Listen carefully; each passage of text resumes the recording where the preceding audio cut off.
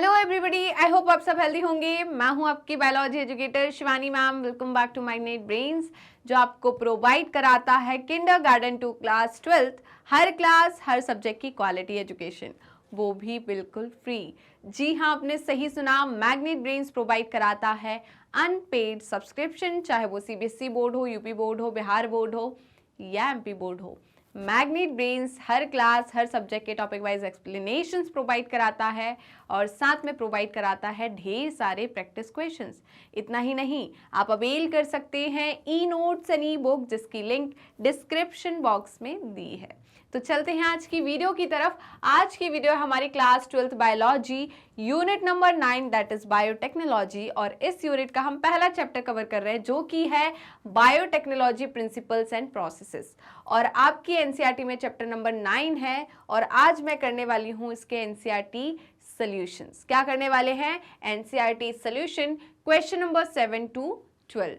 Right, तो start करते हैं आज का सेशन क्वेश्चन नंबर 7 to 12। उससे पहले सारे बच्चे अपनी अटेंडेंस लगा दीजिए। अटेंडेंस कैसे लगाना है ये तो आपको बहुत अच्छे तरीके से पता है। कैसे लगाना है? वीडियो को लाइक करना है और ज़्यादा से ज़्यादा शेयर करना है अपने दोस्तों, भाई बहनों और पड़ोसियों को, जिससे वो भी आपके साथ जुड़ सके और अच्छे से पढ़ाई कर सके। तो विदाउट एनी फर्दर डिले हम स्टार्ट करते हैं आज का सेशन। और आज के सेशन का पहला क्वेश्चन है क्वेश्चन नंबर 7। तो पहला क्वेश्चन जो है क्वेश्चन नंबर 7 क्या पूछ रहा है आपसे? Collect 5 examples of palindromic DNA sequences by consulting your teacher। ठीक है, हम कंसल्ट कर रहे हैं। Better try to create a palindromic sequence by following base pairs rules। Right, तो चलिए हम देखते हैं कौन कौन से पैलिंड्रोमिक सीक्वेंस हैं, उनके बेस पेयर रूल्स क्या है। तो सबसे पहले मैंने आपको सिखाया था आपको कैसे कि पैलिंड्रोमिक सीक्वेंस क्या होता है। मैंने सिंपल भाषा में बोला था, आगे से पढ़ो पीछे से पढ़ो, फॉरवर्ड डायरेक्शन में पढ़ो बैकवर्ड डायरेक्शन में पढ़ो, दोनों डायरेक्शन से पढ़ने में क्या आएगा? सेम आपको रीड होगा। जो रीडिंग फेज है वो क्या होगा? सेम होगा। जैसे कि मैं बात करूं मलयालम, मैंने आपको एग्जाम्पल बताया था किसका?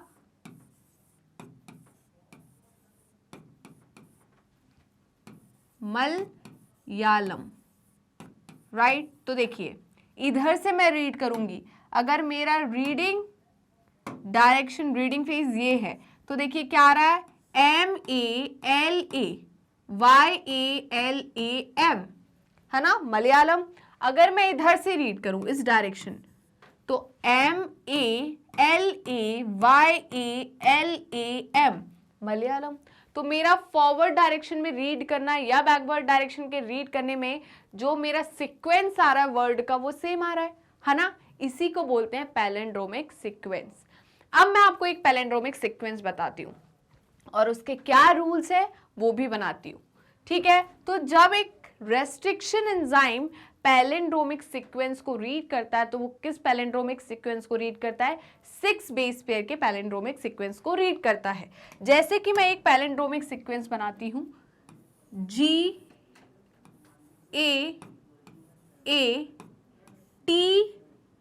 TC, कितने बेस है? 1 2 3 4 5 6। राइट, कितने हैं? 5 बेसेस है। तो ये है 5 डायरेक्शन और ये है 3 डायरेक्शन। राइट, अब इसका कॉम्प्लीमेंट्री बेस पेयरिंग क्या होगी? G का कॉम्प्लीमेंट्री बेस पेयर क्या होगा? C। A का क्या होगा? T, क्योंकि DNA है। राइट, तो A का क्या होगा?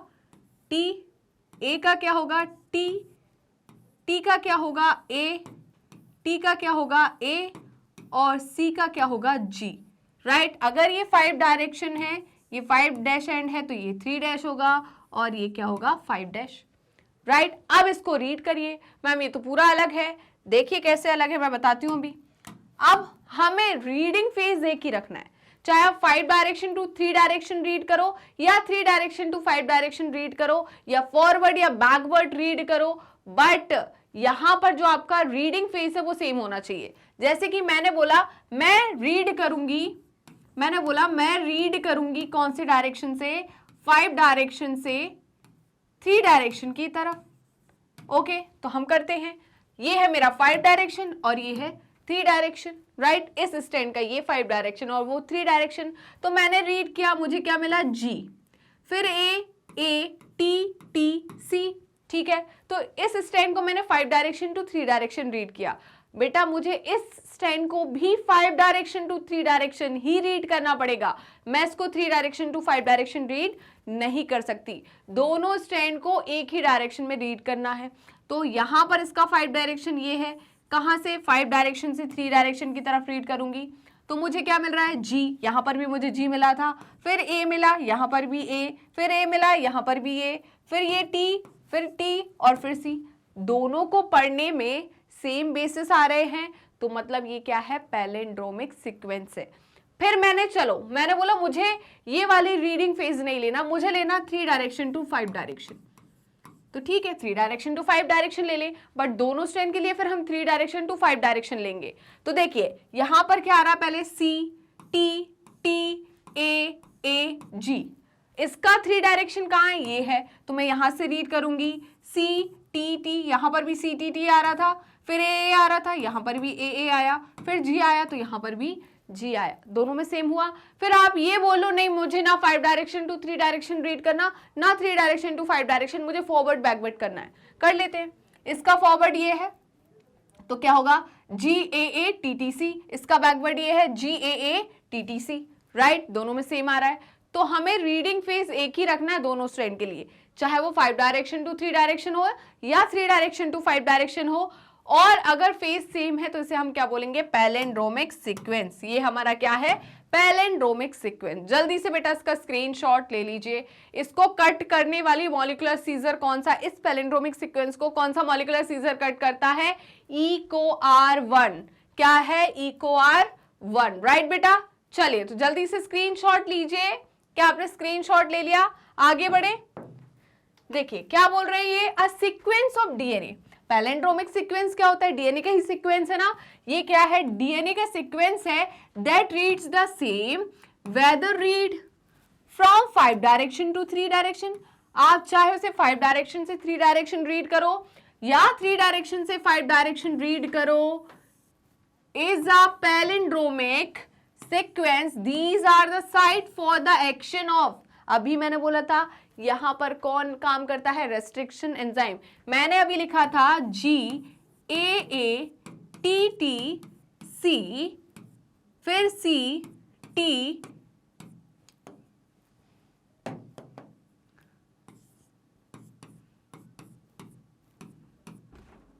AA और G। बेटा जो EcoR1 है उसे हम मॉलिक्यूलर सीजर या रेस्ट्रिक्शन एंडोन्यूक्लियस कहते हैं। ये हमेशा कट करता है पैलिंड्रोमिक सीक्वेंस को in between guanine and adenine, यहां से कट करेगा, यहां पर भी कहां से कट करेगा, यहां से कट करेगा। तो ये क्या हो जाएगा, EcoR1, राइट। ये क्या है, EcoR1। ये भी क्या है, EcoR1। EcoR1 क्या है, रेस्ट्रिक्शन एंजाइम या मॉलिक्यूलर सीजर। तो इनका कहना है these are the site of the action of restriction enzyme. तो EcoR1 क्या है बेटा, रेस्ट्रिक्शन एंजाइम है। ये क्या है, रेस्ट्रिक्शन एंजाइम है।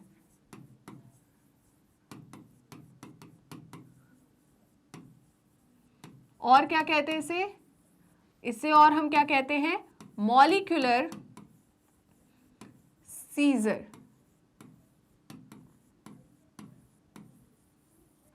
राइट। क्लियर है। अब देखिए आगे क्या बोल रहे हैं, restriction enzymes, almost all the restriction enzymes are palindromic sequence। तो सारे के सारे restriction enzymes जो है वो क्या है, almost, ये वर्ड को याद रखना, almost all the restriction enzymes are palindromic sequences, right। तो जल्दी से बेटा इसका स्क्रीनशॉट ले लीजिए और हम चलते हैं नेक्स्ट स्लाइड की तरफ। और जो बच्चे अभी अभी सेशन को ज्वाइन किए हैं प्लीज जल्दी फटाफट सेशन को लाइक एंड शेयर कर दीजिए, राइट। अब देखिए हम 5 एग्जाम्पल्स की बात करते हैं पैलिंड्रोमिक सीक्वेंस की। तो पहला जो कि मैं आपको एग्जाम्पल में बता चुकी हूं, GAA TTC, इधर से GAA TTC, राइट। क्योंकि मैं 5 डायरेक्शन टू 3 डायरेक्शन एंड पे रीड कर रही हूं। दूसरा पैलिंड्रोमिक सीक्वेंस है GAA T GGATTC। क्या है? GGATCC, GGATCC, यहां पर भी GGATCC, राइट। तो ये दूसरा पैलिंड्रोमिक सीक्वेंस है। दो हो गया, पहला हो गया GAATTC, दूसरा होगा GGATCC, राइट। तो दो पैलिंड्रोमिक सीक्वेंस हमारे ये हो गए। हमें कितने बताने? 5 बताने। थर्ड है AGGCCT। क्या है? AGGCCT, थर्ड है ये वाला। फोर्थ क्या है? TCGA, TCGA, TCGA, right. यहां पर भी देखिए, यहां पर था AGGCCT, AGGCCT। फिर क्या है फिफ्थ वाला? AGCT, AGCT, right. ये भी सेम है। तो ये हमारे क्या हो गए? 5 पैलिंड्रोमिक सीक्वेंस हो गए। क्या हो गए? 5 पैलिंड्रोमिक सीक्वेंस। क्या इतना क्लियर हुआ? जल्दी बताइए। तो बेटा जल्दी से इसका स्क्रीनशॉट ले लीजिए। क्या आपने इसका स्क्रीनशॉट ले लिया? जल्दी बताइए तो हम आगे बढ़े। अब देखिए नेक्स्ट क्वेश्चन है आपका क्वेश्चन नंबर 8। क्वेश्चन नंबर 8 बोल रहा है, can you recall meiosis and indicate at what stage a recombinant DNA is made. Okay, सभी को क्या मियोसिस याद है? क्लास 11th की बात। मैम कौन सा हमने क्लास 11 में पढ़ा है? हमने तो मक्कारी करी है। हमने तो सोचा था क्लास 12th में आके पढ़ेंगे। कौन क्लास 11 में पढ़ा है? अभी अभी तो बड़े हुए हैं, 10th क्लास पास करके आए हैं, बोर्ड देकर आए हैं। अब 1 साल तो मज़े करेंगे, है ना, कॉलेज वाली लाइफ जिएंगे, क्योंकि हम बड़े हो गए। तो हमने क्या कर दिया? क्लास 11 बर्बाद कर दी, पूरी बर्बाद कर दी, है ना, यही किया। और सोचा क्लास 12th में पढ़ेंगे, और क्लास 12th में हम क्या कर रहे हैं वो तो मैम आपको अभी पता ही है। हाँ, तो मैं बिल्कुल अच्छे से समझ पा रही हूँ कि आप अभी क्या कर रहे हो, आपने क्लास 11 में भी क्या कर रहा है, और फिर आगे क्या करोगे। समझ में आ रहा है? पिटाई होगी आगे तो आपकी। तो बेटा क्लास 11th में जिन बच्चों ने अच्छे से पढ़ाई की है और जिन बच्चों ने अच्छे से पढ़ाई नहीं की है, उन सभी के लिए ये क्वेश्चन है। क्वेश्चन ये पूछ रहा है कि डीएनए, जो रिकॉम्बिनेंट डीएनए बनता है, वो मियोसिस की किस स्टेज में बनता है। तो मैडम हमें तो मियोसिस ही नहीं पता, तो आप ये कौन सा रिकॉम्बिनेंट डीएनए पूछ रहे हो। कोई बात नहीं, मेरी वीडियो देख लेना, ऑलरेडी अपलोड है, तो वहां पर आपको पता चल जाएगा, अगर आपको डिटेल में पढ़ना। बाकी तो मैं यहाँ बता ही रही हूँ। चलिए, क्योंकि आपको नीट का एग्जाम देना है, तो ऑब्वियस सी बात है, आपने 11th में 11th बर्बाद कर दी, बट अब तो पढ़ना पड़ेगा, तो आपके पास कोई ऑप्शन है नहीं। मियोसिस जो होता है बेटा, मियोसिस जो होती है, इससे हम क्या बोलते हैं? Reductional division. मियोसिस को हम कहते हैं रिडक्शनल डिवीजन। रिडक्शनल डिवीजन क्यों कहते हैं? क्योंकि इसमें नंबर ऑफ क्रोमोसोम क्या हो जाते हैं? हाफ। रिडक्शनल डिवीजन क्यों कहते हैं? इसमें नंबर ऑफ क्रोमोसोम क्या हो जाते हैं? Half, right. तो दूसरा पॉइंट क्या है? Number of chromosomes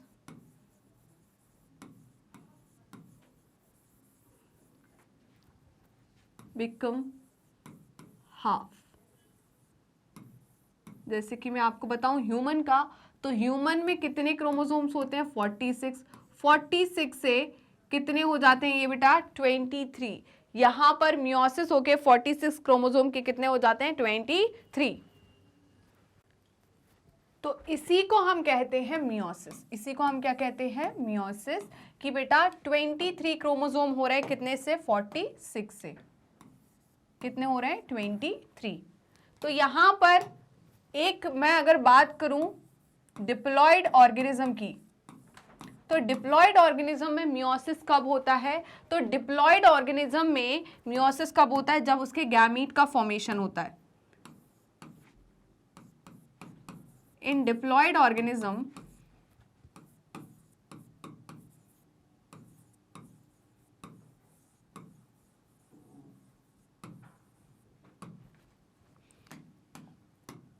gamete formation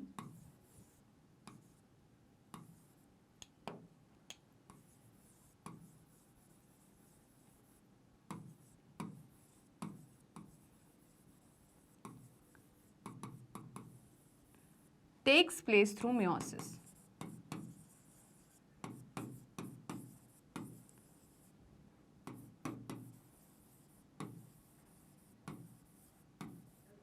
meiosis, right, क्योंकि गैमीट कैसे होते हैं, हैप्लॉइड, और जो हमारे सेल्स होते हैं नॉर्मल सेल्स बॉडी के वो कैसे होते हैं, डिप्लॉइड।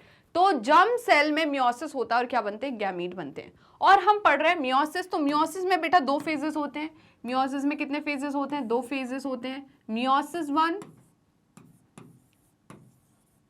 मियोसिस वन और मियोसिस टू। क्या होता है, meiosis one and meiosis two, right. Meiosis one जो होता है उसमें भी कितने फेज होते हैं, सभी को पता होगा, इसमें भी कितने फेज होते हैं, 4 फेज। क्या होगा आपका, prophase one, metaphase one,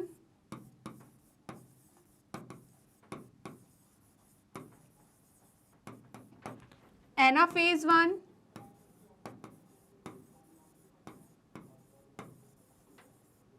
and क्या होगा आपका, टीलोफेज वन। क्या होगा, टीलोफेज वन, राइट।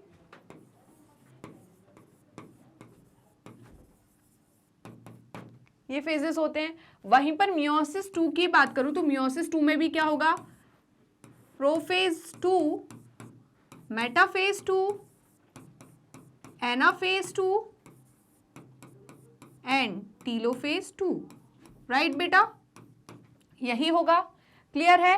फिर हमने पढ़ा है कि मियोसिस वन का प्रोफेज वन सबसे ज्यादा ड्रामेटिक फेज होता है, सबसे लॉन्ग फेज होता है, क्योंकि इसके अंदर भी हमने प्रोफेज को भी सब डिवाइड किया है सब फेजेस में। देखिए तो यहां पर आता है हमारा लेप्टोटीन,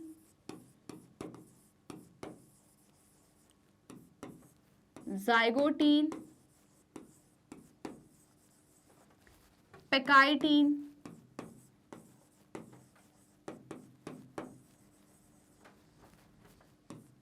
डिप्लोटीन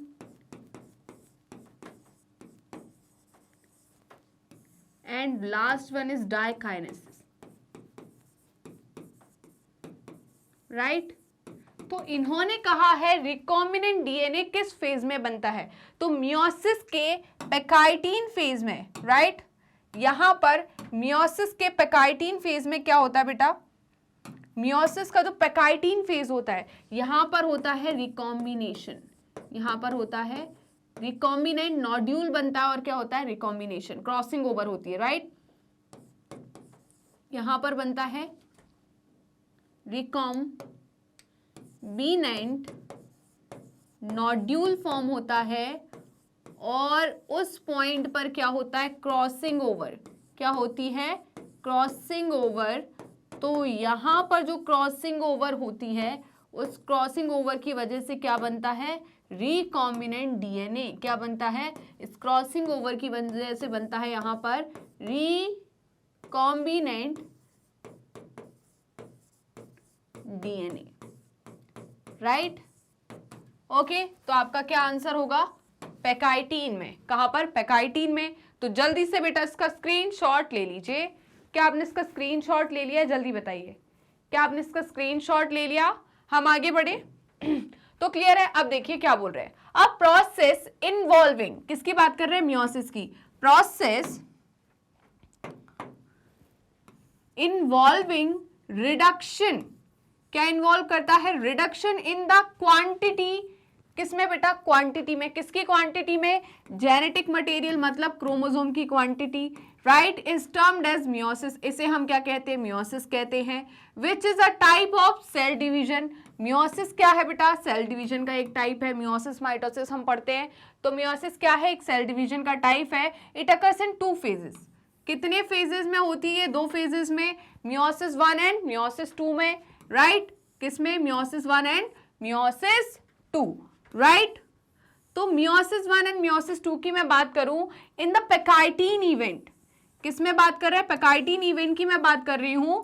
किसका पेकाइटीन इवेंट, प्रोफेज 1 का pachytene event, chromosomes cross over. Chromosome में क्या होती है, क्रॉसिंग होती है, wherein the exchange of segments, जहां पर क्या होता है, बताइए, एक्सचेंज होता है किसके सेगमेंट में, मैं बताती हूं होता कैसे। देखिए पेकाइटीन स्टेज में होता क्या है, ये है एक क्रोमोसोम राइट, ये क्या है क्रोमोसोम। जैसे कि मैं बात करूं, ये है क्रोमोसोम नंबर 22, राइट, ये क्रोमोसोम नंबर 22 है। दूसरा क्रोमोसोम है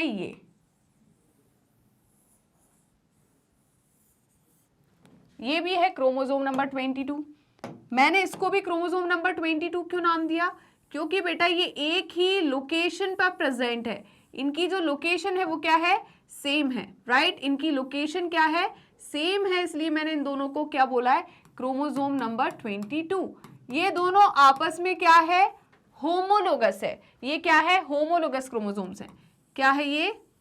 होमोलोगस क्रोमोसोम्स है, राइट, ये क्या है? होमोलोगस क्रोमोसोम्स है। ओके, तो यहां पर ये दोनों क्रोमोसोम की जो लोकेशन है वो सेम है। ऐसे क्रोमोसोम को हम लोग होमोलोगस क्रोमोसोम कहते हैं। अब होमोलोगस क्रोमोसोम के ये दोनों आपस में क्या है? Sister chromatids. ये आपस में क्या है? Sister chromatids.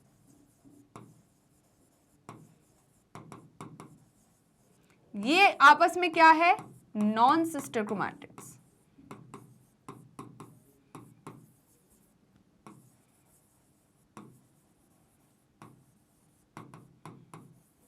क्या होता है बेटा यहां पर? जैसे कि मैं इसको कलर चेंज कर दूं, इस क्रोमोसोम का मैं कलर चेंज कर देती हूं। किस क्रोमोसोम का? इस क्रोमोसोम का। ये मैंने यहां पर बना दिया। ये क्रोमोसोम नंबर कौन सा है? ये भी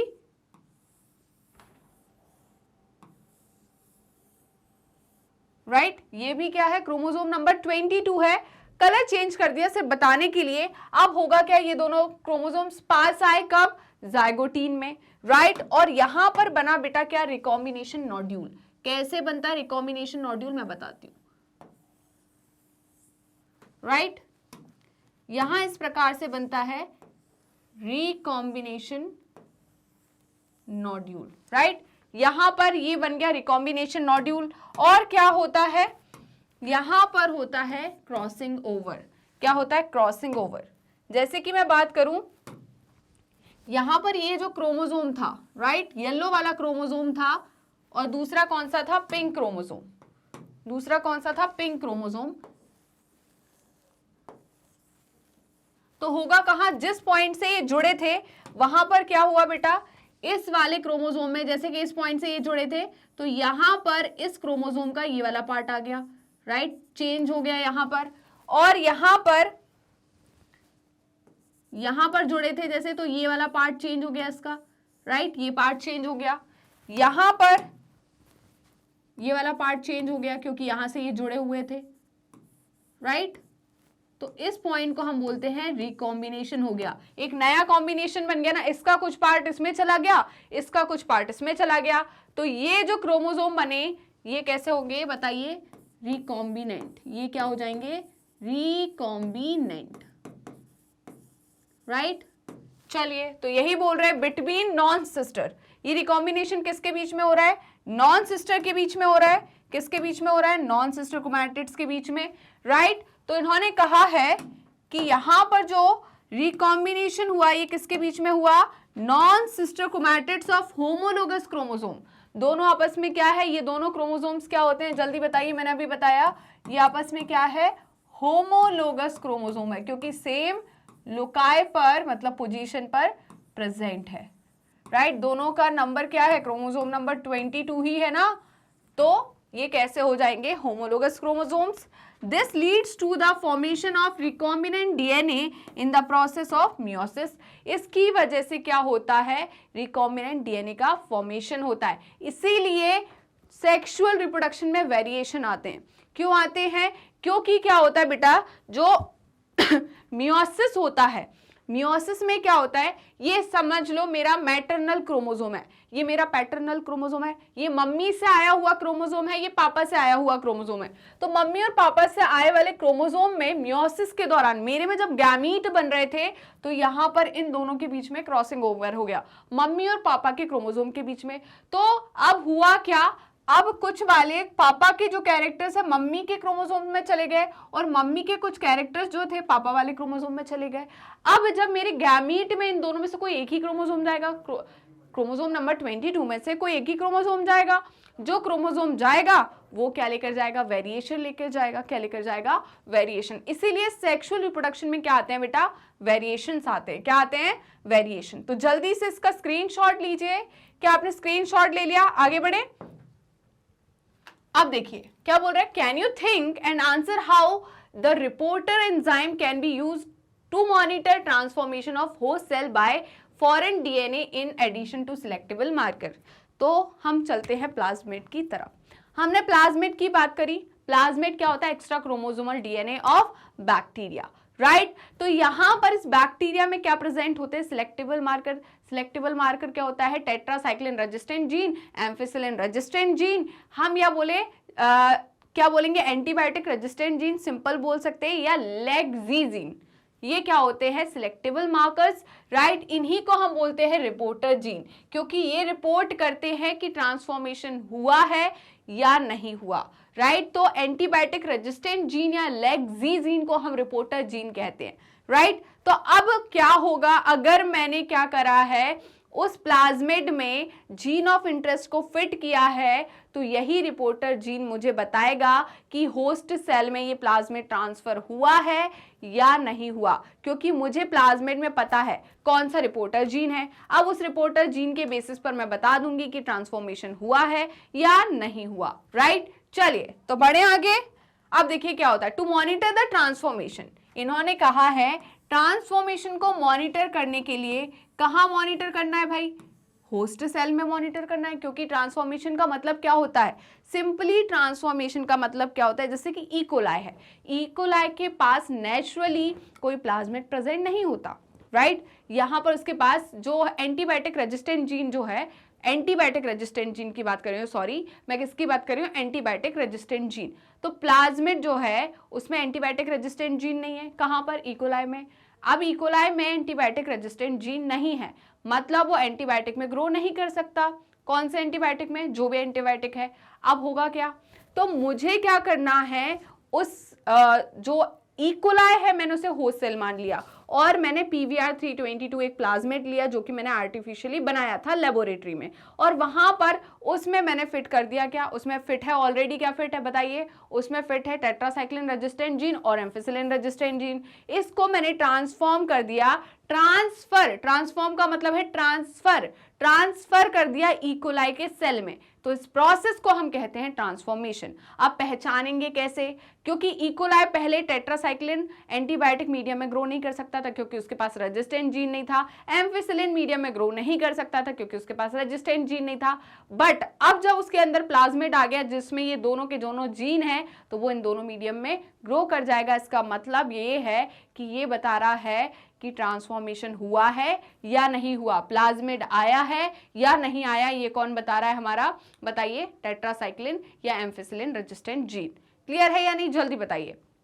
अब कैसे पहचाना रिकॉम्बिनेंट हुआ है या नहीं, रिकॉम्बिनेशन हुआ है या नहीं, तो देखिए मैंने टेट्रासाइक्लिन रेजिस्टेंट जीन की जगह पर एक्सक्यूज मी उस प्लाज्मिड में क्या जोड़ दिया है, मेरा जीन ऑफ इंटरेस्ट जोड़ दिया। अब मैं जब ट्रांसफर करूंगी इसको, तो मुझे पता था इस प्लाज्मिड में क्या है, टेट्रासाइक्लिन रेजिस्टेंट जीन है, और अगर मैंने उसको टेट्रासाइक्लिन एंटीबायोटिक मीडियम में उसको डाला तो वो ग्रो नहीं कर पाएगा, क्योंकि वो जीन जो है एक्सक्यूज मी जो टेट्रासाइक्लिन रेजिस्टेंट जीन है उसे मैंने हटा के अपना जीन ऑफ इंटरेस्ट जोड़ दिया। तो अब उस प्लाज्मिड की जो रेजिस्टेंट पावर थी टेट्रासाइक्लिन एंटीबायोटिक के लिए वो हट गई, तो उस मीडियम में वो ग्रो नहीं कर पाएगा। इससे हमें पता चल जाएगा कि यहां पर रिकॉम्बिनेशन हुआ है या नहीं। तो यहां पर या तो हम बोले एंटीबायोटिक रेजिस्टेंट जीन, या हम बोल सकते हैं क्या, लेगजी जीन। ये क्या है, रिपोर्टर जीन है, जो कि रिपोर्ट करते हैं कि ट्रांसफॉर्मेशन हुआ है या नहीं, राइट। तो देखिए transformation of host cell by foreign DNA, ठीक है। तो फॉरेन डीएनए जो है वो होस्ट सेल में ट्रांसफर हुआ है या नहीं हुआ है, ये कौन बताता है, रिपोर्टर जीन। रिपोर्टर जीन कौन होंगे बताइए, एंटीबायोटिक रेजिस्टेंट जीन या lacZ gene. They serve as a selectable marker. ये किसके जैसे यूज किया जाते हैं, सिलेक्टेबल मार्कर के जैसे। ये बताते हैं मार्कर्स क्या होते हैं, हाइलाइटर्स क्या होते हैं। जैसे कि मैं बात करूं यहां पर, देखिए मैंने क्या किया है, मुझे यहां पर क्या करना था, इस वर्ड को हाईलाइट करना है, इस वर्ड को हाईलाइट करना, तो मैंने ये हाईलाइट कर दिया, राइट। तो अब आप इसको पहचान पा रहे हो कि नहीं पहचान पा रहे? तो सेम यहां पर क्या है, हम हाईलाइट करने के लिए हाइलाइटर्स या मार्कर्स का यूज करते हैं, राइट। तो वहीं पर क्यों, क्योंकि वो वर्ड हमें दिख जाए आसानी से। तो यहां पर यही जो एंटीबायोटिक रेजिस्टेंट जीन है या लेग-जी जीन है, इन्हें हम as a selectable marker use करते हैं। ये हमें ये बताते हैं कि ट्रांसफॉर्मेशन और रिकॉम्बिनेशन हुआ है या नहीं, राइट। तो इन्होंने क्या कहा बेटा, इन्होंने क्या कहा, to find out if the host cell has used up the foreign DNA, else foreign gene is expressed in the cells, the reporter gene and the foreign gene are placed by scientist in the same DNA construct. तो बेटा scientist ने, जैसे कि मैं PVR 322 की बात करूं, तो PVR 322 कहां बनाया गया, लेबोरेटरी में बनाया गया, आर्टिफिशियल प्लाज्मिड है, राइट। तो उन्होंने उस डीएनए को, उस प्लाज्मिड को इस तरीके से कंस्ट्रक्ट किया है कि उसमें उन्होंने क्या किया है, मेरा जीन ऑफ इंटरेस्ट भी फिट कर दिया और रिपोर्टर जीन्स भी, मतलब सिलेक्टेबल मार्कर्स भी फिट कर दिए, राइट। चलिए तो जल्दी से बेटा इसका स्क्रीनशॉट लीजिए। क्या आपने इसका स्क्रीनशॉट ले लिया, जल्दी बताइए। तो हम बढ़ जाते हैं आगे। क्या बोल रहा है, this collective DNA construct, this collective DNA construct is introduced into the cell where the reporter gene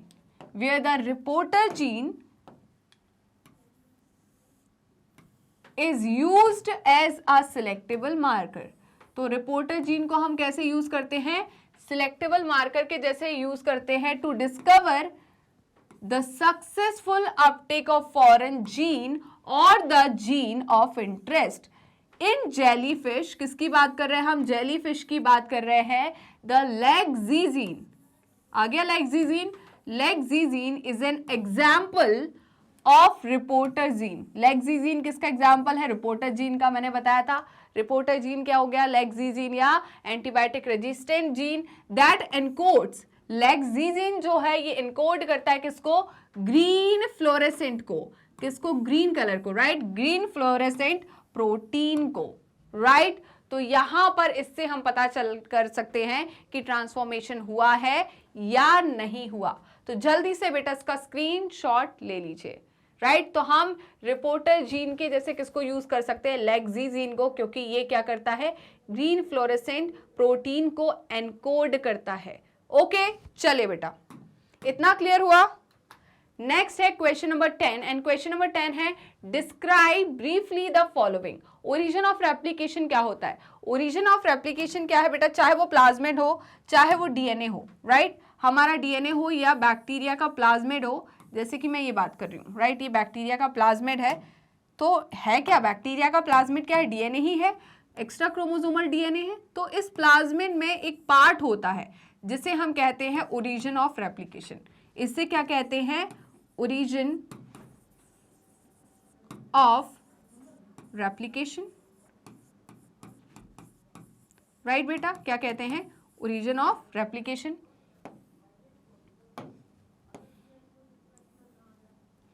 इसे हम क्या कहते हैं, ओरिजिन ऑफ रेप्लिकेशन। ये हमारे डीएनए के अंदर भी होता है ओरिजिन ऑफ रेप्लिकेशन। जैसे कि मैंने बनाया, ये हमारा डीएनए है, ये क्या है, हमारा डीएनए है, ओके। तो हमारे डीएनए में भी क्या प्रेजेंट होता है, ओरिजिन ऑफ रेप्लिकेशन। मतलब मैं मानती हूं यहां पर क्या प्रेजेंट है, यहां प्रेजेंट है origin of replication.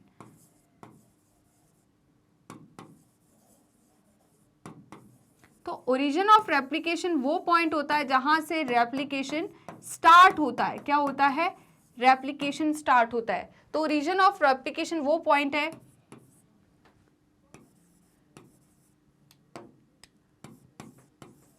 point from where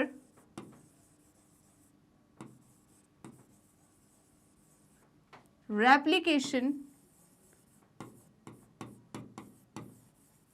starts, ठीक है, और क्या काम होता है इस पॉइंट का, और क्या करता है बेटा, ये कंट्रोल करता है, control copy number of replication या जीन, राइट। और अगर इसी पॉइंट पे हम क्या जोड़ेंगे, हमारा जीन ऑफ इंटरेस्ट जोड़ेंगे, राइट। अगर आपको आपके जीन ऑफ इंटरेस्ट की हाई कॉपी नंबर चाहिए तो आप कहाँ जोड़ोगे उसको, जल्दी बताइए। एक ऐसे प्लाज्मिड में जोड़ोगे जिसका हाई कॉपी नंबर है, उसका जो ओरिजिन ऑफ रेप्लिकेशन है वो हाई कॉपी नंबर को कंट्रोल करता है। ऐसे प्लाज्मिड में आप अपना जीन ऑफ इंटरेस्ट को क्या करोगे, बताइए, वहां पर जोड़ोगे, राइट। तो जल्दी से इसका स्क्रीनशॉट ले लीजिए, जल्दी से स्क्रीनशॉट ले लीजिए। ओके, तो यहीं पर आप क्या करोगे, आपका जीन ऑफ इंटरेस्ट जोड़ दोगे। तो देखिए क्या होता है ओरिजिन ऑफ रेप्लिकेशन, इट क्या बोल रहा है ये, it can be defined as the DNA sequence. ये क्या होता है बेटा, डीएनए का सीक्वेंस होता है इन अ जीनोम, जीनोम मतलब जेनेटिक मटेरियल, डीएनए में, वेयर रेप्लिकेशन इनिशिएटेड, जहां पर रेप्लिकेशन क्या होती है, इनिशिएट होती है। The process of replication initiation, replication initiation जो है कैन बी आइदर यूनिडायरेक्शनल और bidirectional. Any piece of DNA when linked to this sequence can be made to replicate within the host cell, right? अब the sequence is also responsible for the controlling copy number of linked DNA। तो यही sequence origin of replication जो होता है वो control करता है किसको, कॉपी नंबर को। किसको कंट्रोल करता है, किसको control, copy number of linked DNA. इतना क्लियर हुआ या नहीं। Hence to recover many copies, अगर आपको मैनी कॉपीज को रिकवर करना है, क्या करना है, ज्यादा कॉपीज को रिकवर करना है, तो आपको क्या करना होगा, एक ऐसा वेक्टर चूज करना पड़ेगा, एक ऐसा प्लाज्मिड चूज करना पड़ेगा जिसका ओरिजिन ऑफ रेप्लिकेशन किसको कंट्रोल कर रहा है, हाई कॉपी नंबर को, राइट। तो यहां पर it should be cloned vector whose origin support high copy number, right. तो जल्दी से बेटा इसका स्क्रीनशॉट ले लीजिए, जल्दी फटाफट इसका स्क्रीनशॉट लीजिए। क्या आपने इसका स्क्रीनशॉट ले लिया है, बताइए। तो हम आगे बढ़ जाते हैं हमारे नेक्स्ट क्वेश्चन की तरफ। नेक्स्ट क्वेश्चन मतलब इसी के आगे पार्ट जो है। अब देखिए बायोरिएक्टर्स की मैं बात करूं तो बायोरिएक्टर्स क्या होते हैं, बायोरिएक्टर्स लार्ज वेसल्स होती है जिसमें हम क्या करते हैं, प्रोड्यूस करते हैं हमारे लार्ज प्रोडक्ट को। लार्ज स्केल पर जब हमें प्रोडक्ट को ऑब्टेन करना होता है, प्रोड्यूस करना होता है, तो हम बायोरिएक्टर्स का यूज करते हैं। किसका यूज करते हैं, बायोरिएक्टर्स का यूज करते हैं। और ये जो बायोरिएक्टर्स होते हैं इनका क्या फायदा होता है, इनसे हमने लार्ज जो हमारा प्रोडक्ट है, इंटरेस्ट का जो प्रोडक्ट है उसको यूज किया। और इस बायोरिएक्टर में पीएच कंट्रोलर होता है, ठीक है, फोम ब्रेकर होता है, टेम्परेचर कंट्रोलर होता है। यहाँ पर हमारे पास एक सैंपलिंग के लिए विड्रॉ जो हम बात करें पाइप होता है जिससे हम सैंपल्स को बार बार क्या करते हैं, वहां से निकालते हैं और उसको चेक करते हैं, राइट। क्लियर है। तो जल्दी पढ़िए क्या बोल रहे हैं, bioreactors are the large vessels. Bioreactors क्या होते हैं, लार्ज वेसल्स होते हैं, right, that are used for the large scale production. क्यों यूज करते हैं, लार्ज स्केल प्रोडक्शन के लिए हम इसका यूज करते हैं। किसका, बायोटेक्नोलॉजिकल प्रोडक्ट्स के लार्ज स्केल प्रोडक्शन के लिए हम इसका यूज करते हैं। फ्रॉम द रॉ सोर्स, किसके तरफ, रॉ सोर्स की मदद से हम इनका यूज करते हैं। In order to obtain required product those bioreactors offer optimal, हम इन बायोरिएक्टर्स को लेना चाहेंगे तो इसके लिए हम क्या करेंगे, सप्लाइंग ऑप्टिमम पीएच, हमें ऑप्टिमम पीएच सप्लाई करना पड़ेगा, टेम्परेचर सप्लाई करना पड़ेगा, विटामिन ऑक्सीजन देना पड़ेगा। They have an oxygen delivery, in bioreactors में क्या होता है, ऑक्सीजन डिलीवरी सिस्टम होता है जिसके थ्रू हम ऑक्सीजन को सप्लाई करते हैं।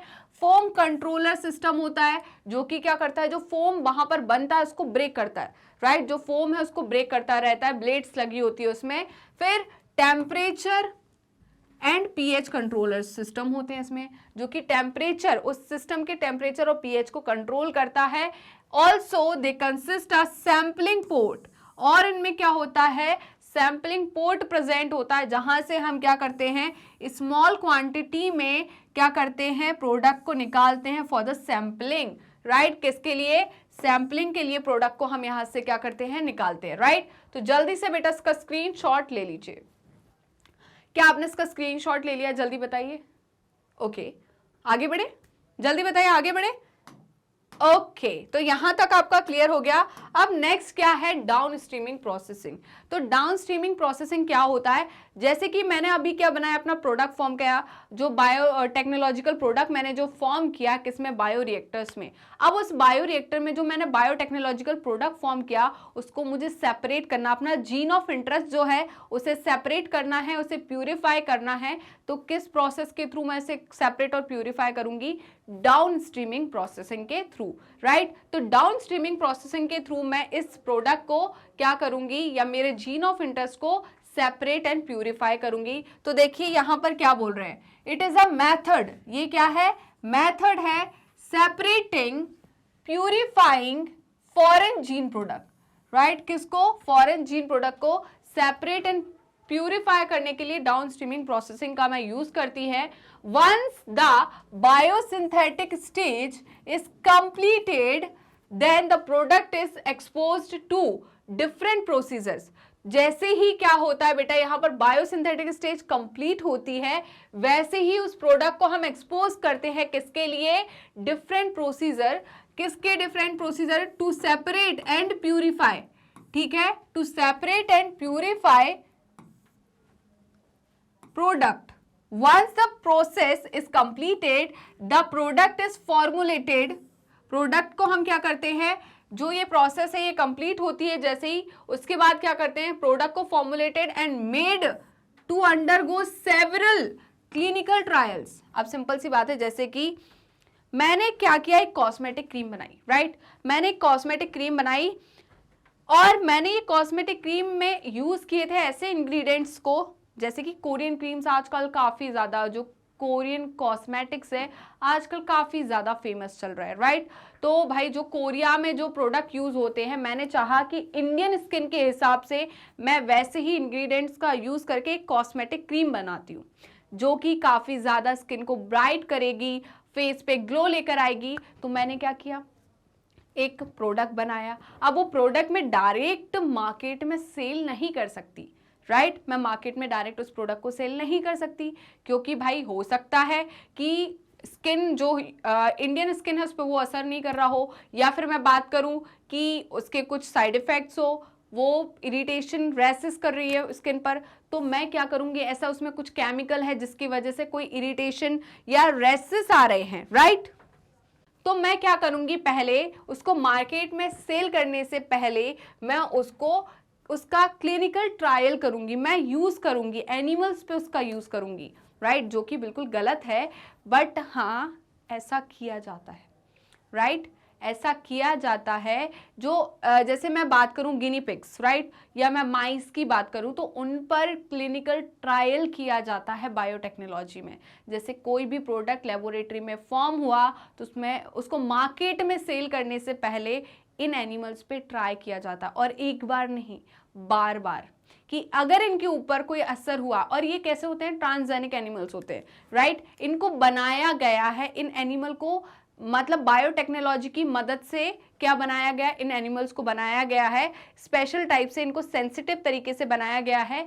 किसके लिए, क्लिनिकल ट्रायल्स के लिए। किसके लिए, क्लिनिकल ट्रायल्स के लिए, कि भाई इन्हें हमने सेंसिटिव बनाया। अब सेंसिटिव बनाया, अगर मैं अपना कोई प्रोडक्ट बना रही हूँ और इनके ऊपर यूज कर रही हूँ, अगर ये सेंसिटिव एनिमल या सेंसिटिव स्किन पर अगर इस प्रोडक्ट का कुछ रैशेस या कुछ हुआ है, तो हम इसे मार्केट में सेल नहीं कर सकते, राइट। मतलब ये ट्रायल में, क्लिनिकल ट्रायल में ये प्रोडक्ट फेल हो गया।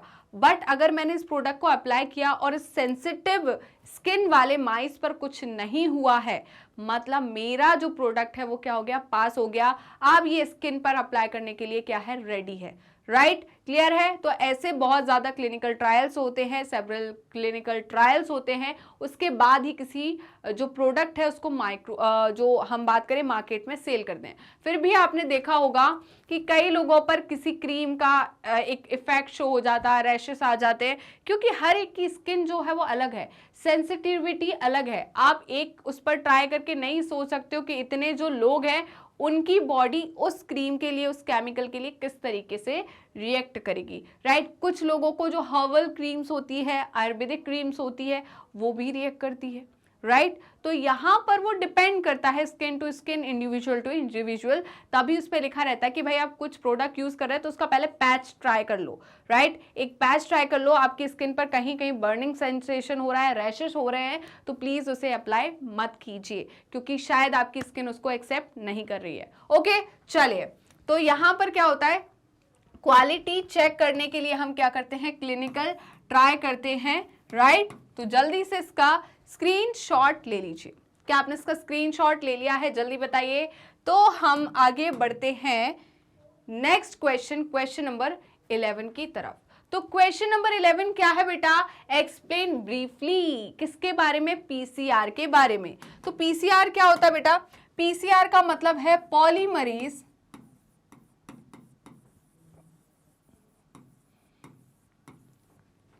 Chain reaction. इसमें क्या करते हैं बेटा, इसकी मदद से कोविड के टाइम पर आपने काफी सुना होगा पीसीआर पीसीआर, राइट। या मैं सिंपल सी बात बताऊं, पीसीआर का मतलब क्या है, पॉलीमरेज चेन रिएक्शन। इसमें क्या करते हैं, जैसे कि मुझे एक फ्रेगमेंट चाहिए, डीएनए का एक फ्रेगमेंट चाहिए। अब वो डीएनए के फ्रेगमेंट को मुझे बहुत ज़्यादा चाहिए। क्यों चाहिए बहुत ज़्यादा, क्योंकि भाई हो सकता है अगर मैं कोई प्रैक्टिस, कोई एक्सपेरिमेंट कर रही हूँ और मैंने एक डीएनए को एक्सट्रैक्ट किया, वो डीएनए का फ्रेगमेंट क्या हो जाए, मेरे से खराब हो जाए। प्रैक्टिस के टाइम, एक्सपेरिमेंट के टाइम वो डीएनए का फ्रेगमेंट खराब हो जाए, तो मैं फिर सारा प्रोसीजर फिर से दोहराऊंगी, क्या, एक इंडिविजुअल से फिर से वो क्रोमोसोम निकालूंगी, फिर उसका डीएनए निकालूंगी, ठीक है, फिर जेल इलेक्ट्रोफोरेसिस कराऊंगी, बहुत ज़्यादा हैक्टिक प्रोसेस हो जाएगी। तो हम क्या करते हैं, पीसीआर की मदद से जो हमारा फ्रेगमेंट है, डीएनए का फ्रेगमेंट है, उसकी बहुत सारी कॉपीज बना ली जाती है। क्या बना ली जाती है, कॉपीज बना ली जाती है, राइट। तो कैसे बनाते हैं कॉपी, देखिए पीसीआर में 3 स्टेप्स होती है। पहली स्टेप होती है डीनेचुरेशन, दूसरी स्टेप होती है एनिलिंग, एंड थर्ड स्टेप होती है आपकी पॉलीमराइजेशन या एक्सटेंशन। क्या करते हैं, अब जैसे कि मैंने डीएनए का ये फ्रेगमेंट लिया, डीएनए का मैंने ये फ्रेगमेंट ले लिया, जैसे कि इसका 5 डायरेक्शन है, ये 3 डायरेक्शन है, और ये क्या है, 5 डायरेक्शन, और ये 3 डायरेक्शन है। अब मुझे क्या करना है, ये मेरा फ्रेगमेंट है जिसकी मुझे बहुत सारी कॉपीज चाहिए। तो मैं पीसीआर की मदद से, किसकी मदद से, पीसीआर की मदद से, पहली स्टेप है पीसीआर की डीनेचुरेशन। क्या है, डीनेचुरेशन। डीनेचुरेशन जो है ये कितने डिग्री सेल्सियस पर होता है, 94 डिग्री सेल्सियस पर, राइट। तो 94 डिग्री सेल्सियस पर मैं क्या करूंगी, इस फ्रेगमेंट को, इसके क्या कर दूंगी, टुकड़े कर दूंगी। टुकड़े मतलब इसको सिंगल स्ट्रैंड में कन्वर्ट कर दूंगी। तो ये जो स्ट्रैंड्स हैं बेटा, ये अलग अलग होगी। जो डबल स्ट्रैंडेड डीएनए था वो सेपरेट हो गया, किसमें, सिंगल स्ट्रैंड में। किसमें सेपरेट हो गया, सिंगल स्ट्रैंड में। यहाँ पर हुआ क्या, हमने क्या कर दिया, इनके बीच में जो हाइड्रोजन बॉन्ड थे उन हाइड्रोजन बॉन्ड को तोड़ दिया, राइट। तो हमने क्या करा है, यहाँ पर हाई टेम्परेचर पर हमने क्या करा, हाइड्रोजन बॉन्ड को तोड़ दिया है। अब दूसरी प्रोसेस क्या होती है, एनिलिंग। दूसरी प्रोसेस क्या होती है, एनिलिंग। दूसरी प्रोसेस में क्या होता है, ये जो 2 टेम्पलेट्स है डीएनए की, एक टेम्पलेट ये हो गया, दूसरा टेम्पलेट ये हो गया, राइट। ये 5 डैश एंड है इसका, ये 3 डैश एंड है, राइट। इसका ये कौन सा एंड था, 3 डैश एंड था, ये 5 डैश एंड है ना। इसको मैंने उठा के इधर रख लिया। अब देखिए होगा क्या बेटा, यहां पर हम जोड़ते हैं प्राइमर, राइट। टेम्पलेट स्ट्रैंड के 3 डैश एंड पर, टेम्पलेट स्ट्रैंड के 3 डैश एंड पर हम क्या जोड़ते हैं, प्राइमर जोड़ते हैं। प्राइमर क्या होता है बताइए, प्राइमर जो होता है बेटा, ऑलिगो न्यूक्लियोटाइड का सीक्वेंस होता है, राइट। ये क्या होता है, ऑलिगो न्यूक्लियोटाइड का सीक्वेंस होता है। 12 to 25 जो न्यूक्लियोटाइड बेसिस होते हैं उनका एक छोटू सा सीक्वेंस होता है जिसको हम प्राइमर कहते हैं। और ये प्राइमर हम इसलिए जोड़ रहे हैं क्योंकि जो पॉलीमरेज होता है, डीएनए पॉलीमरेज होता है, उसकी दो कंडीशन होती है। पहली कंडीशन होती है कि मैं हमेशा पॉलीमराइज करूंगा 5 डायरेक्शन टू 3 डायरेक्शन, तो इस डायरेक्शन से इस डायरेक्शन की तरफ वो पॉलीमराइज करेगा। बेटा ये मत देखना, टेम्पलेट स्ट्रैंड को पॉलीमराइजेशन नहीं देखते, हम पॉलीमराइजेशन न्यू स्ट्रैंड का देखते हैं। तो 5 डायरेक्शन टू 3 डायरेक्शन में क्या करूंगा, पॉलीमराइज करूंगा। दूसरा पॉइंट इसका होता है कि मैं पॉलीमराइज तो करूंगा बट मेरा जो स्टार्टिंग पॉइंट है वो डबल स्ट्रैंडेड होना चाहिए, इसलिए इस पॉइंट को मैंने डबल स्ट्रैंडेड बनाने के लिए मैंने यहाँ पर छोटे से न्यूक्लियोटाइड के बेसिस का क्या बना दिया, प्राइमर बना दिया और उसको यहाँ पर जोड़ दिया, राइट। और ये एनिलिंग प्रोसेस जो होती है बेटा, ये होती है 50 to 68 डिग्री सेल्सियस पर। ओके, नेक्स्ट प्रोसेस होती है आपकी एक्सटेंशन। क्या होती है, एक्सटेंशन, या हम बोलते हैं polymerisation. Extension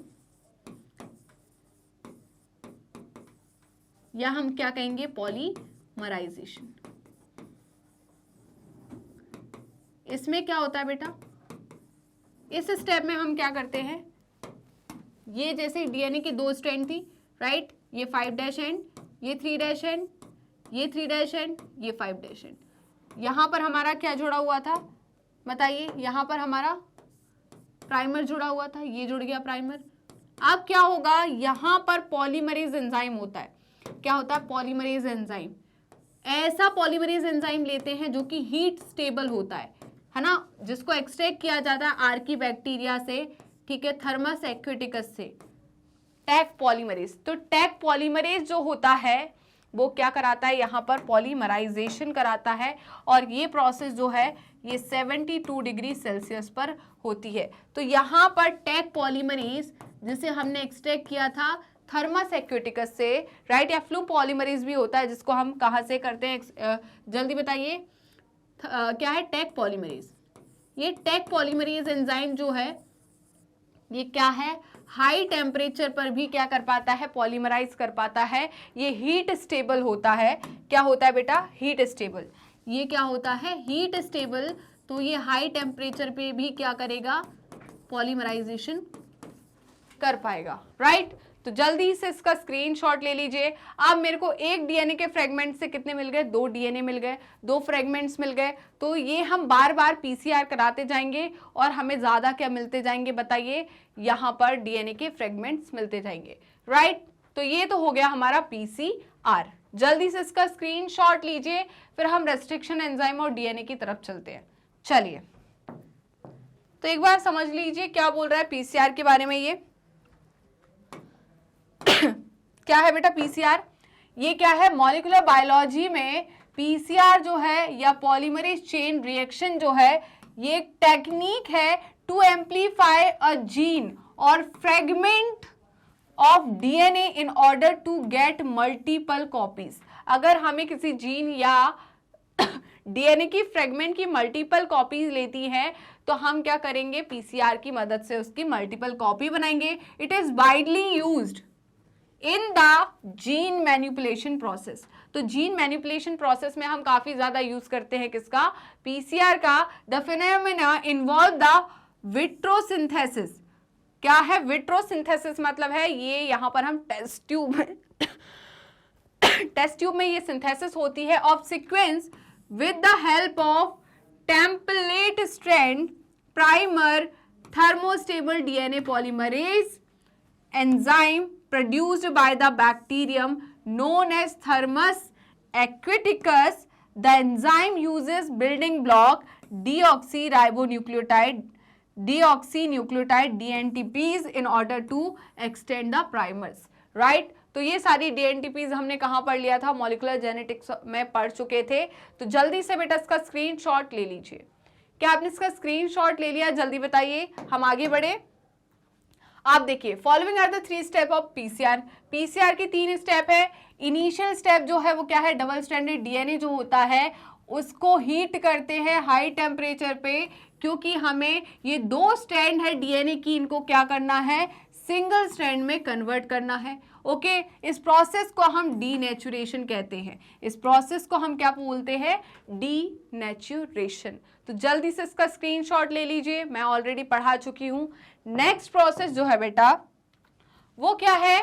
this molecule, this DNA molecule is used to template strand synthesis new strand by the DNA polymerase।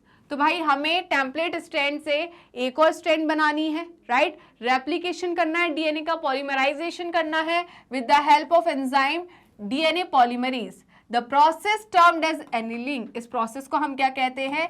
Annealing, which leads to the replication of original DNA molecule and the process is carried out by multiple cycle to obtain multiple copies of recombinant fragments। अब primer is extended by tagged DNA polymerase to isolate from the thermus aquaticus।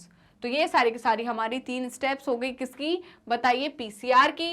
तो जल्दी से इसका screenshot ले लीजिए। क्या आपने इसका स्क्रीनशॉट ले लिया? जल्दी बताइए। तो हम आगे बढ़े बेटा। तो ये सारी की सारी प्रोसेस है। हमने क्या किया?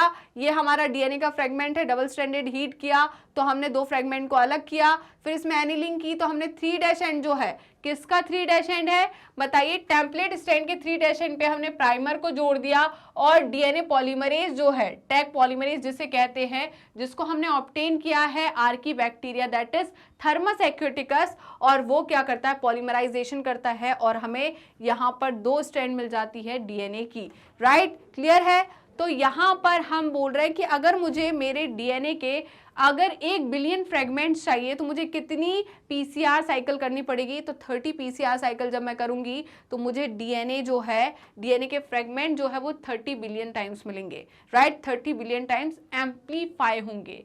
चलिए तो आगे बढ़े। नेक्स्ट थी restriction enzyme and DNA. Restriction enzyme क्या होते हैं? मॉलिक्यूलर सीजर्स होते हैं जो कि क्या करते हैं? डीएनए को एक पर्टिकुलर पॉइंट पर कट करते हैं, एक स्पेसिफिक सीक्वेंस को रीड कर एक स्पेसिफिक पैलिंड्रोमिक सीक्वेंस को रीड करके उसके कट करते हैं। तो विदाउट रेस्ट्रिक्शन एंजाइम हम क्या नहीं कर सकते थे? रिकॉम्बिनेंट डीएनए टेक्नोलॉजी पॉसिबल नहीं थी, क्योंकि हमें रिकॉम्बिनेंट डीएनए टेक्नोलॉजी को बनाने के लिए डीएनए का एक पार्ट को कट करना पड़ता है और दूसरा जो डीएनए हमें लगाना है उसे भी एक दूसरे डीएनए से कट करना पड़ेगा। और ये किसकी मदद से पॉसिबल हो पाता? रिकॉम्बिनेंट डीएनए जो है ये किसकी मदद से बन पाता? रेस्ट्रिक्शन एंजाइम, मतलब मॉलिक्यूलर सीजर, जिसे हम रेस्ट्रिक्शन एंडोन्यूक्लियस या एक्सोन्यूक्लियस कहते हैं, राइट? तो देखिए, in molecular biology restriction enzymes are the molecular scissors. ये क्या होता है? मॉलिक्यूलर सीजर होता है जो कि कट करते हैं किसको? डीएनए के सीक्वेंस को फ्रॉम पर्टिकुलर साइट, हर कहीं से कट नहीं करते, एक पर्टिकुलर साइट से कट करते हैं। It has a critical role to play in the gene manipulation process. These enzymes identify a particular 6 base pair sequence referred to as recognition sequence। मैं already बहुत बार पढ़ा चुकी हूं। and snip the sequence at specific site, for instance the recognition site for the EcoR1 enzyme is given below। तो बेटा मैंने EcoR1 restriction site का example already पहले ही क्वेश्चन में दे दिया था जब हमने पैलिंड्रोमिक सीक्वेंस पढ़े थे। 5 टाइप के पैलिंड्रोमिक सीक्वेंस पढ़ा था, तो मैंने आपको बताया था GA8TTC ये क्या है? पैलिंड्रोमिक सीक्वेंस है। और मैंने क्या कहा था? EcoR1, कौन? EcoR1 ये क्या है? EcoR1 ये क्या है? एक रेस्ट्रिक्शन एंजाइम है, रेस्ट्रिक्शन एंडोन्यूक्लियस है जो कि इसी पैलिंड्रोमिक सीक्वेंस को रीड करता है और ग्वानिन और एडेनिन के बीच में से, in between the guanine and adenine, ये क्या करता है? इसको कट करता है, राइट? क्लियर है या नहीं? तो जल्दी से बेटा इसका स्क्रीनशॉट ले लीजिए। क्या आपने इसका स्क्रीनशॉट ले लिया? बताइए, यहां तक कोई दिक्कत परेशानी?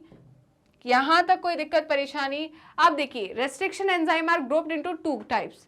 तो रेस्ट्रिक्शन एंजाइम कितने टाइप के होते हैं? 2 टाइप के होते हैं। एक होता है एंडोन्यूक्लियस, दूसरा होता है एक्सोन्यूक्लियस। एंडोन्यूक्लियस जो होता है बेटा वो क्या करता है? कट करता है, किधर? स्पेसिफिक साइट पर, मिडिल साइड से। और एक्सोन्यूक्लियस जो होता है वो 5 डायरेक्शन या 3 डायरेक्शन पे टर्मिनल पार्ट को, डीएनए के टर्मिनल पार्ट को कट करता है। तो देखिए, is the type of restriction enzyme, ये रेस्ट्रिक्शन एंजाइम का टाइप है जो कि कट करता है within the DNA at specific site. It serve as a significant tool in genetic engineering, right. तो रेस्ट्रिक्शन एंडोन्यूक्लियस जेनेटिक इंजीनियरिंग का एक स्पेसिफिक टूल है, इसके बिना जेनेटिक इंजीनियरिंग हम नहीं परफॉर्म कर सकते। Typically it is used to make snap, इसे हम किसके लिए यूज करते हैं, स्नेप को बनाने के लिए यूज करते हैं। In the sequence to get DNA fragment process sticky end. बेटा जब हम रेस्ट्रिक्शन एंडोन्यूक्लियस की मदद से हम डीएनए को काटते हैं तो हमें क्या मिलते हैं, स्टिकी एंड्स, जो कि क्या करते हैं, दूसरे जो डीएनए हैं, राइट, जिस वेक्टर डीएनए पे हम हमारा जो जीन ऑफ इंटरेस्ट उसको जोड़ना चाहते हैं, तो इन दोनों डीएनए को हम सेम रेस्ट्रिक्शन एंजाइम से कट करते हैं। ये ऑलरेडी मैं बता चुकी हूँ। और ये दोनों, इन दोनों में क्या बनते हैं, स्टिकी एंड, जो कि फैसिलिटेट करते हैं क्या करने में, जोड़ने के लिए, right. These ends are later fused, क्या हो रहा है, देखिए ये फ्यूज हो रहे हैं strands with the help of enzyme DNA ligase, ठीक है। एक्सोन्यूक्लियस की अगर मैं बात करूं तो ये भी क्या है, रेस्ट्रिक्शन एंजाइम का टाइप है जो कि रिमूव करता है किसको, न्यूक्लियोटाइड को, आइदर फ्रॉम 5 और 3 ends of DNA molecule, right. तो डीएनए मॉलिक्यूल के 3 या 5 एंड से, टर्मिनल पार्ट से क्या करता है, ये न्यूक्लियोटाइड को रिमूव करता है। इतना क्लियर हुआ? तो जल्दी से इसका स्क्रीनशॉट ले लीजिए। क्या आपने इसका स्क्रीनशॉट ले लिया, बताइए, क्या आपने इसका स्क्रीनशॉट ले लिया? नेक्स्ट है काइटिनेज।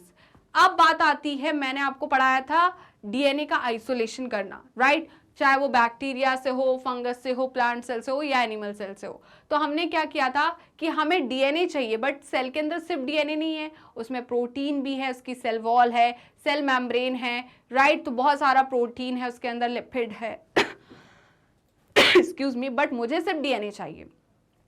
तो अब मुझे डीएनए चाहिए कहाँ से, फंगी से। तो फंगी से डीएनए चाहिए, तो फंगी के सबसे पहले सेल के ऊपर क्या आएगी, सेल वॉल। सेल वॉल किससे बनी होती है, काइटिन। तो काइटिन को मुझे डिग्रेडेट करना है, उसको डाइजेस्ट करना है, तो मैं एंजाइम यूज करूंगी काइटिनेज। कौन सा एंजाइम यूज करूंगी, काइटिनेज, राइट। तो ये क्या बोल रहे हैं, काइटिनेज जो है is a class of enzymes that are used for the degradation. किसके लिए यूज किया जाता है काइटिनेज को, डिग्रेडेशन के लिए, तोड़ने के लिए, किसको, काइटिन को तोड़ने के लिए। Which forms the main component of cell wall of fungi, ठीक है।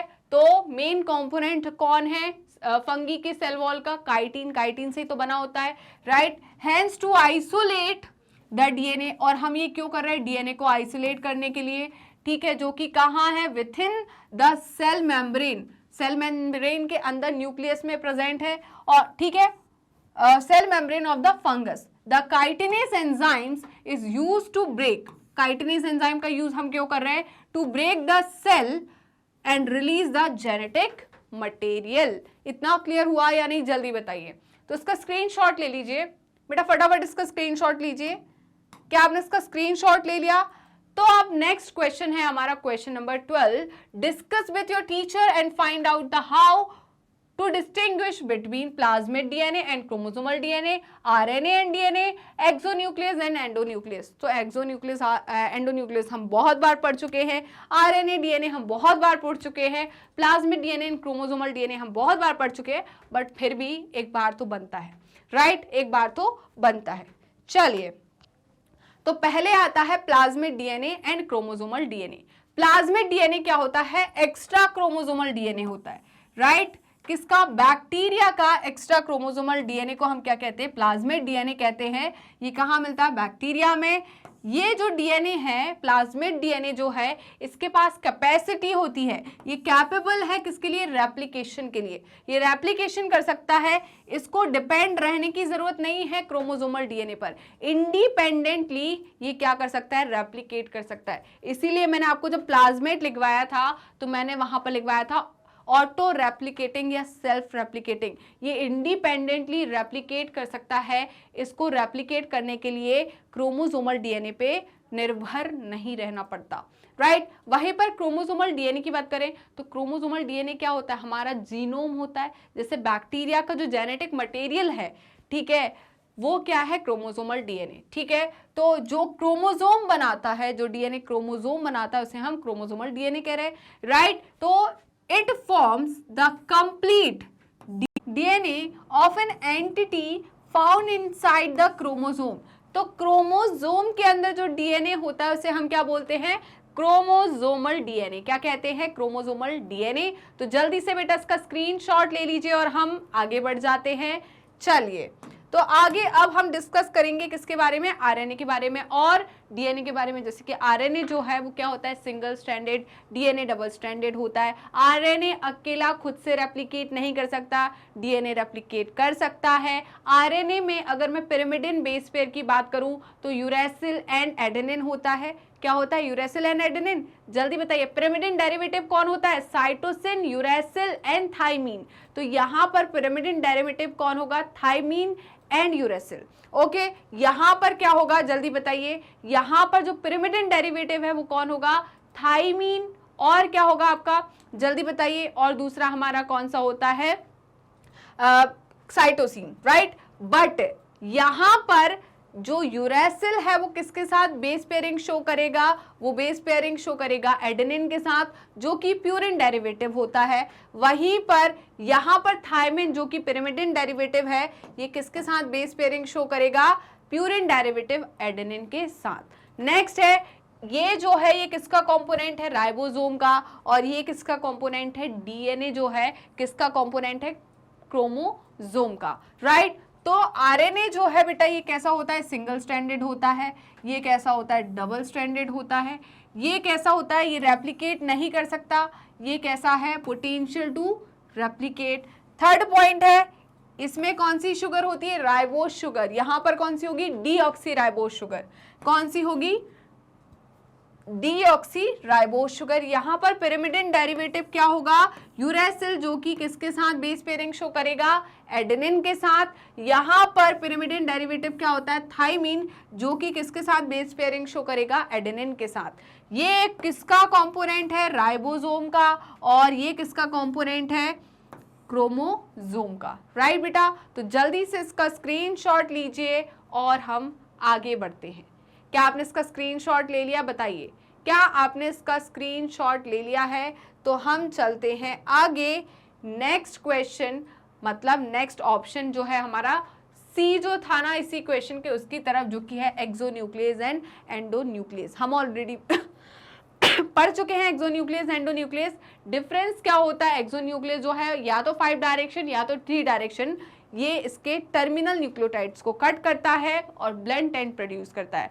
वहीं पर एंडोन्यूक्लियस जो है एक स्पेसिफिक साइट से कट करता है और स्टिकी एंड प्रोड्यूस करता है, राइट। तो ये क्या है, काइंड ऑफ रेस्ट्रिक्शन एंजाइम्स है विच रिमूव्स न्यूक्लियोटाइड फ्रॉम 5 डायरेक्शन और 3 direction terminals of the DNA molecule, right. ये क्या है, ये भी रेस्ट्रिक्शन एंजाइम है that snip within the DNA at particular sites to produce sticky end। किसको बनाने के लिए, स्टिकी एंड को प्रोड्यूस करने के लिए हम एंडोन्यूक्लियस का यूज करते हैं, ठीक है। तो जल्दी से बेटा इसका स्क्रीनशॉट ले लीजिए।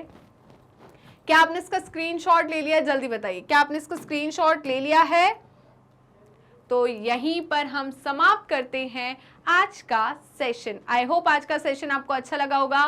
तो वीडियो अच्छी लगी तो लाइक कीजिए, शेयर कीजिए, सब्सक्राइब कीजिए, कमेंट करना बिल्कुल मत भूलेगा। तो आप हमें यूट्यूब चैनल पर तो ऑलरेडी फॉलो कर रहे होंगे, ऐसा मैं सोच रही हूँ। और अगर अभी तक आपने यूट्यूब चैनल को सब्सक्राइब नहीं किया है तो किस बात की देरी, जल्दी फटाफट पहले यूट्यूब चैनल को सब्सक्राइब कर दीजिए एंड बेल आइकन को क्लिक कर दीजिए, जिससे डेली बेसिस पर आपको नोटिफिकेशन मिलते रहे। डेली बेसिस पर आप recorded videos as well as live session attend कर सके। इसके अलावा आप हमें फॉलो कर सकते हैं हमारे पेज पर। तो पेज को फॉलो करने के लिए सिंपली आपको गूगल या क्रोम पर जाना है, वहां टाइप करना है मैग्नेट ब्रेन्स। जैसे ही आप मैग्नेट ब्रेन्स टाइप करोगे तो आपको इस टाइप का एक पेज ओपन होगा, जिसमें किंडरगार्टन टू क्लास 12 क्लास तक के कंप्लीट कोर्स की प्लेलिस्ट अवेलेबल है। Specially 11th and 12th class के लिए यहाँ पर आपको स्ट्रीम वाइज प्लेलिस्ट अवेलेबल है, जैसे कि science stream, commerce stream and humanity stream. इस कंप्लीट कोर्स की प्लेलिस्ट में हमने क्या क्या चीज़ें इंक्लूड की है तो थोड़ा ध्यान से सुनिएगा। हम लेकर आए हैं इस कंप्लीट कोर्स की प्लेलिस्ट में एनसीईआरटी सॉल्यूशन जो है, उसके साथ ही एनसीईआरटी थ्योरी और MCQs, MIQs, one short revision, quick revision and daily practice question. बाकी लोग एनसीईआरटी थ्योरी तो कंप्लीट करा देंगे but solution, MCQs, MIQs part को छोड़ देते हैं। बट हमने इस प्लेलिस्ट को इसी वजह से तैयार किया है कि सिर्फ आपका थ्योरी पार्ट ही स्ट्रांग ना रहे, आपका हर एक पार्ट स्ट्रांग होना चाहिए, आप डेली प्रैक्टिस कर पाए और डेली रिवीजन भी कर पाए। इससे आपकी स्टडी काफ़ी ज़्यादा स्ट्रॉन्ग एंड स्मार्ट बनने वाली है। इसके अलावा आप हमें फॉलो कर सकते हैं हमारी ऑफिशियल वेबसाइट पर, दैट इज़ www.magnetbrains.com, और आप हमसे जुड़ सकते हैं हमारे सोशल मीडिया हैंडल्स के थ्रू, जैसे कि Facebook, Instagram, Twitter and WhatsApp. आप अवेल कर सकते हैं e notes and E book, जिसकी लिंक डिस्क्रिप्शन बॉक्स में दी है। तो चलते हैं मैग्नेट ब्रेन्स के टॉप कोर्सेज की तरफ। उससे पहले जान लीजिए कि मैग्नेट ब्रेन्स के 2 चैनल है, Hindi medium channel and English medium channel. Hindi medium channel पर आपको क्लास 6 to 12 क्लास तक के कोर्सेज अवेलेबल है एंड इंग्लिश मीडियम चैनल पर किंडरगार्टन टू क्लास 12 के कोर्सेज अवेलेबल हैं। इन दोनों क्लासेस पे कौन कौन से कोर्सेज अवेलेबल है तो यहाँ पर देखिएगा, इन दोनों चैनल पर हम सीबीएसई बोर्ड की प्रिपरेशन कराते हैं। इसके साथ ही हम स्टेट बोर्ड की प्रिपरेशन भी कराते हैं, जैसे कि Delhi board, Bihar board, UP board, MP board, Rajasthan board. इसके साथ ही वैदिक maths crash course in spoken English. ये सारे के सारे टॉप कोर्सेज मैग्नेट ब्रेन्स आपको हाई क्वालिटी एजुकेशन के साथ 100% फ्री में प्रोवाइड कराता है। जी हाँ, मैंने यही कहा और आपने सही सुना, मैग्नेट ब्रेन्स प्रोवाइड कराता है अनपेड सब्सक्रिप्शन। तो जुड़े रहिए मुझसे और मैग्नेट ब्रेन्स से मिलते हैं नेक्स्ट वीडियो में। तब तक के लिए बाय बाय।